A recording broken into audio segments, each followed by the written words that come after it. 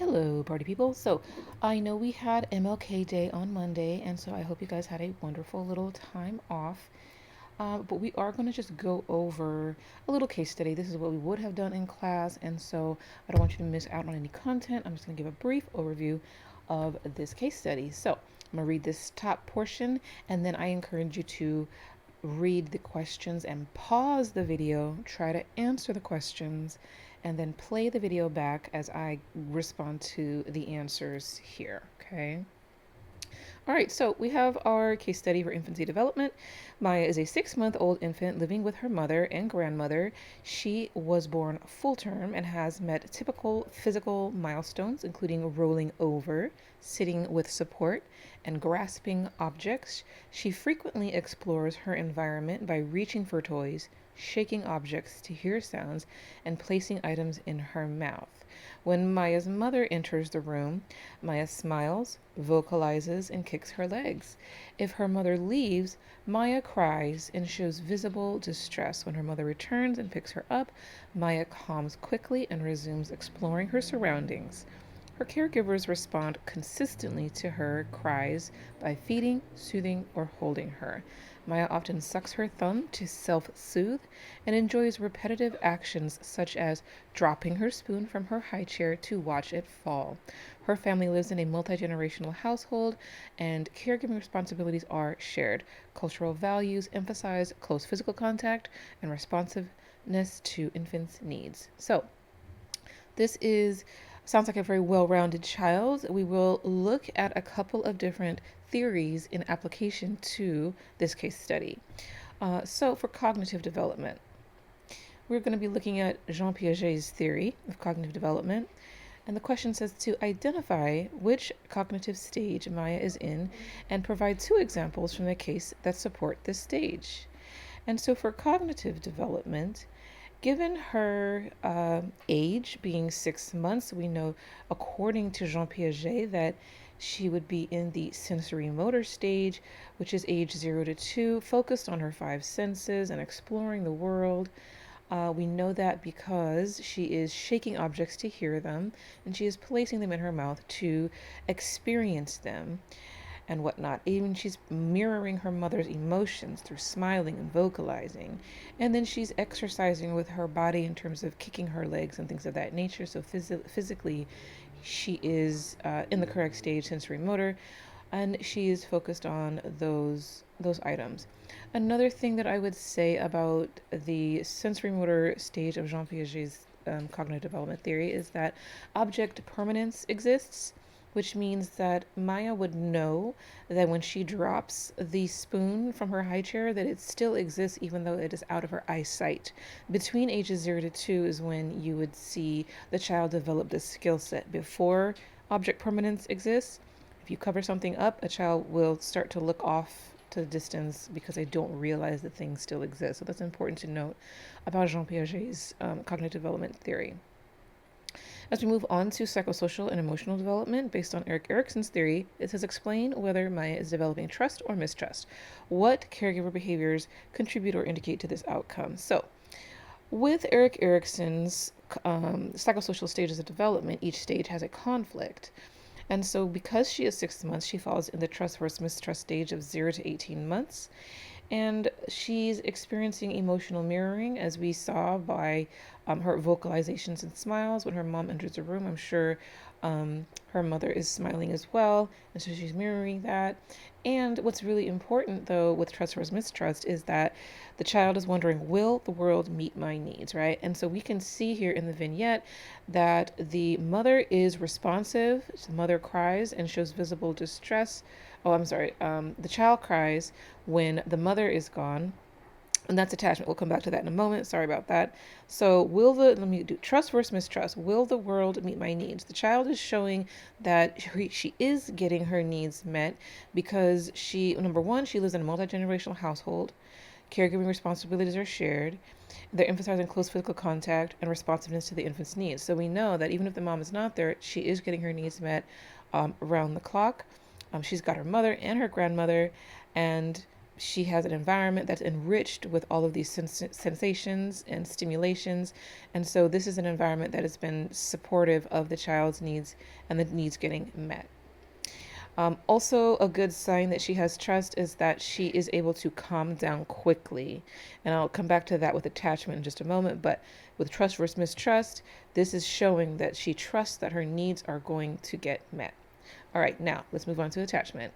Using John Bowlby's attachment theory, and also work with Mary Ainsworth that came afterwards. So Mary Ann Ainsworth and John Bowlby's theory of attachment. Identify the type of attachment Maya appears to be forming. What evidence from the case study supports this? So back to what I was mentioning about when Maya's mother leaves and Maya cries, shows distress, but when her mother returns, picks her up, Maya calms quickly and resumes exploring her surroundings.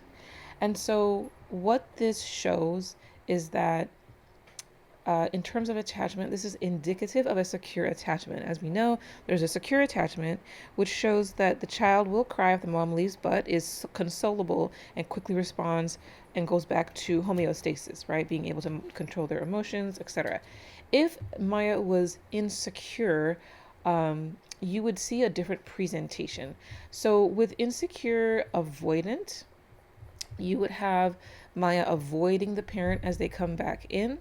With insecure anxious, you would have the child really be ambivalent, which means the push pull, the back and forth, the not wanting the parent but wanting the parent at the same time, which is very frustrating for the child because the child has learned, I don't know if the parent is going to be here to meet my needs.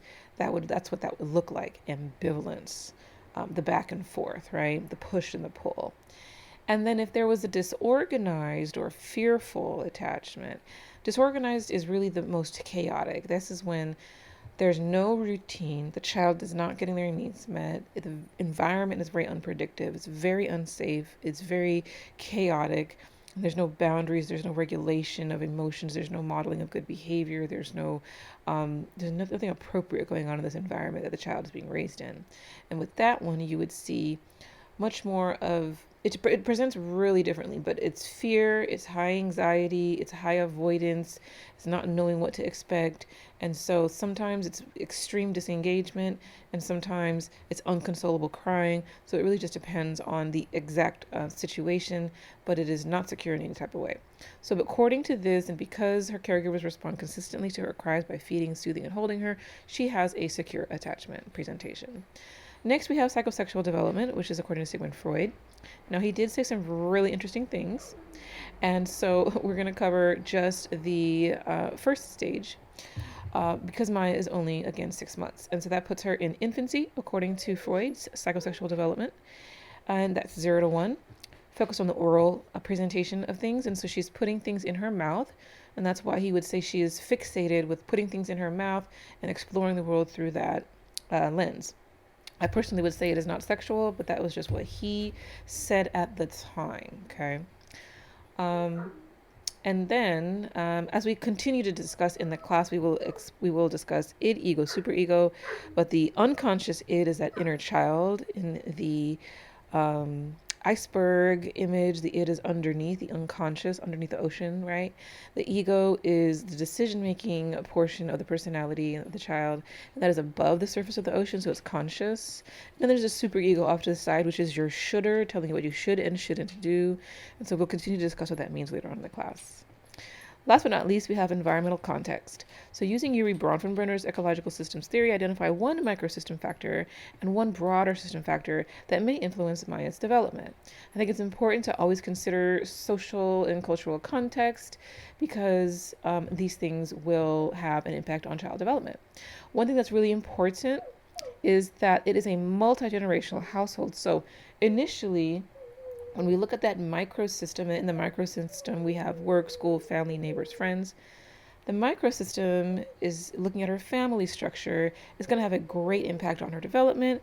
The multi-generational household is there as a resource to meet her needs, and that's really great. When we look at a secondary one, the broader systems, we could look at meso, exo, macro, or chronosystem. And if we were to look at the Let's say the macro system. Macro system would be like the economic system, political system, the cultural, the exposure that she's exposed to. We could say her cultural values are being supported because she has the ability to be in close contact and responsiveness to her family and then get her needs met in that way. Um, I would say she's not going to school yet, so we don't have any information on that. We don't have any information on exosystem type things like parents, friends, local governments, mass media, extended family outside of what's in her multifamily household. So we can't really make too many assumptions there. And so, again, we're just seeing her being supported through her family, and that supports her through her cultural values as well, having that multi generational household. So, I think that covers five of the general theories that we would cover at this age and stage. We will continue on in the class, and hopefully, you guys already kind of could answer these yourselves based on the lecture information that you got in your Canvas. Do let me know if you have any questions, as I am always here to help. Take care, and I will see you next week.